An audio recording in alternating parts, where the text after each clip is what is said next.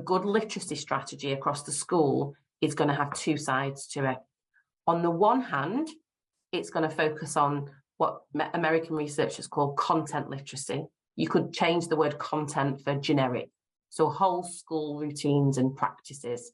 So it might be reciprocal reading strategies that we can apply to most subjects. It might be looking at academic tier 2 vocabulary. It might be how we are supporting students with their SPAG and so on. But we also then need to balance, because we need consistency, don't we? We need students to be getting that consistent diet. But we need then, at a subject level, to have a focus on disciplinary literacy.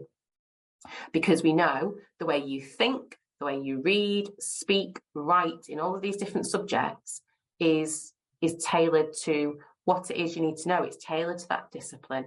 And actually, lots of subject teachers have never really had the opportunity to think about this. What disciplinary literacy is in the first place, but then what does it mean for them? And I suppose it's sharing with them what our end goal is. You know, we want to develop these strategic readers. What does that mean? You know, what does that look like in their subject? And it's not just about the what, it's about the how as well. So can they articulate a process for reading? What is it they do, you know, almost step by step in the classroom to take students through that process of reading? What do they do before they read a text? What do they do during? What do they do after? So it's what's the end goal? What do we need to know? But then how do we do it? And part of that, subject staff is needing to go back to the evidence base around how pupils learn to read. So looking at the simple view of reading, you can look at the reading rope, you can look at the reading house. They're all similar, you know, there's little slight differences, but it's kind of inducting staff into that knowledge, really, because even English teachers didn't really have that. If 20 years is how long I've been in education this year, and at no point other than when I started to work for the Research School Network and the EF has anybody ever showed me how pupils learn to read or what I need to know as a secondary school teacher. So I think that's got to be the starting point for a lot of professional development back in school.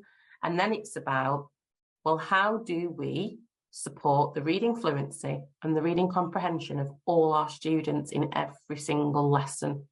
And it's about taking a nuanced approach. It might be a focus on reading fluency to support vocabulary acquisition in maths or science or geography or so on. It might be looking at reading aloud strategies in your tutor time reading programme. Okay, there are definitely inroads and ways into these things, but these are the kind of generic strategies that we need to think about. And then we need to move them into this. Well, how does a scientist read? What are the things they look for, think about, make notes on? And we've got to be really careful here. And there's a tendency in some schools when instructions are given right from the top, back from people who don't really understand the evidence base, that we don't shoehorn practices into subjects where that is completely irrelevant. So there was one question I had once around maths. We've been told by our senior leadership team that we've got to include some opportunities for reading for pleasure. Now, not really appropriate, is it?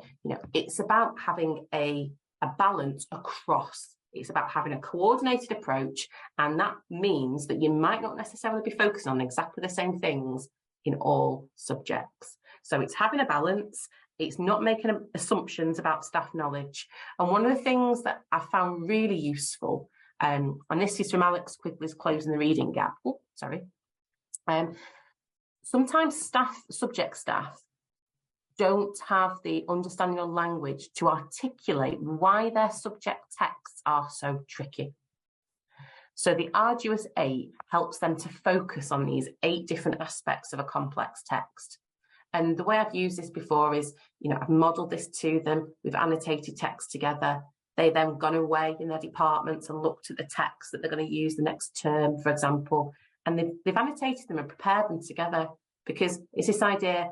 You shouldn't be cold reading with students. You've got to know your text. You've got to know why it's going to be challenging. So then you've got a chance of actually supporting that reading in the classroom. And it might be that you are looking at Okay, what are the subject challenges? So this text, a geography text, we know a geographer is going to be really interested in the contextual factors. They're going to have to read visual text as well as written text. They're going to have a balance of tier 2 academic vocabulary and tier 3 terminology. And then there are some really specific strategies that they're going to have to practice day in, day out. So switching, that code switching, summarising information, making connections in terms of places and prior knowledge, and so on.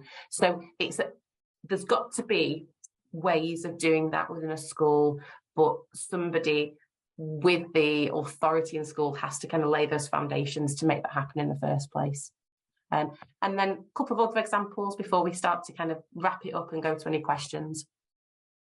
Reading fluency was the campaign at the EEF last academic year that I led on, and it stemmed from the fact that it was a key feature of the Key Stage 2 guidance report, but actually wasn't a key feature of the secondary one. And we were saying that there's so much evidence now that tells us that supporting reading fluency for older students is really crucial, because this idea of reading fluency, it's almost been thought as that bridge from word reading to reading comprehension.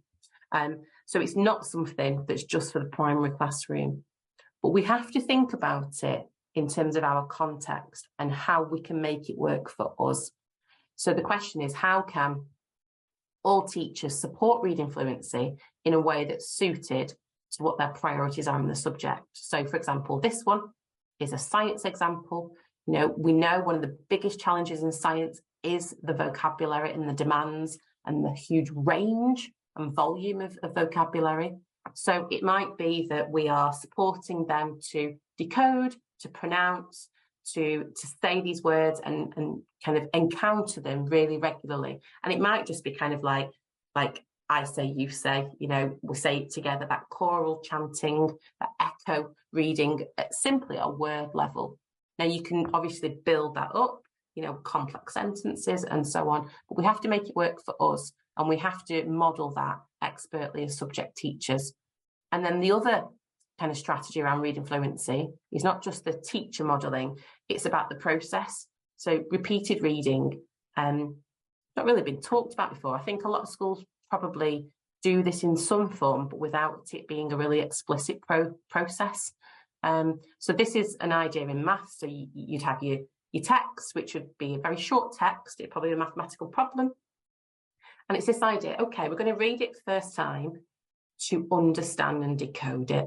We're going to work out which words we know, which words we don't, which information do we need, etc. And once we've done that, we'll go back to it again. We'll read it again, and then we'll start to use our kind of reciprocal reading strategies. We'll start to clarify and question and summarise what it's asking us to do. And then when we've made meaning of it, we've then got a chance of actually doing the maths.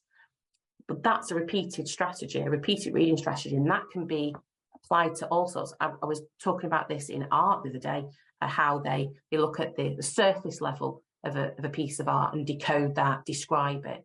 Then we go to a deeper level and interpret. And then the third read is, what am I going to take from that?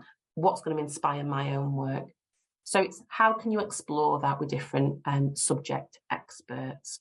So professional development, ideally, we want to be doing this at subject level. And I'm going to talk to you about just what we need to consider if we are going to put together a programme for professional development, because there isn't a programme that we can just buy and lift off the shelf and slot into schools. Maybe there should be, but there isn't at the moment. So we are left to our own devices.